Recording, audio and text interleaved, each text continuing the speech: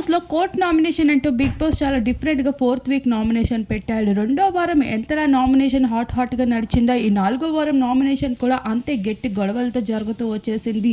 Gautam ప్రిన్స్ని nominate చేస్తూ వచ్చిన విధానం ఏమాత్రం కరెక్ట్ కాదంటూ శివాజీ ఆ నామినేషన్ని ఒప్పుకోకపోవడంతో శివాజీపై గౌతమ్ అయితే చాలా ఫైర్ అవుతూ వచ్చారు. ఇక్కడ నేను కూడా హట్ అవుతున్నాను, ప్రిన్స్ ఎవరితో మాట్లాడినా ఒకే బాడీ లాంగ్వేజ్లో మాట్లాడుతున్నాడు, అది కరెక్ట్ కాదు అంటూ గౌతమ్ నామినేట్ చేయడం జరిగింది. ఆ నామినేషన్ని శివాజీ ఒప్పుకోకపోవడంతో శివాజీ గౌతమ్ మధ్యన కాస్త గొడవ అయితే చెలరేగుతూ వచ్చింది. గౌతమ్ ఎంత కోప్పడుతున్నప్పటికీ శివాజీ ఏం కానట్లుగా ఎంతో కూల్గా కనిపిస్తూ వచ్చేశాడు.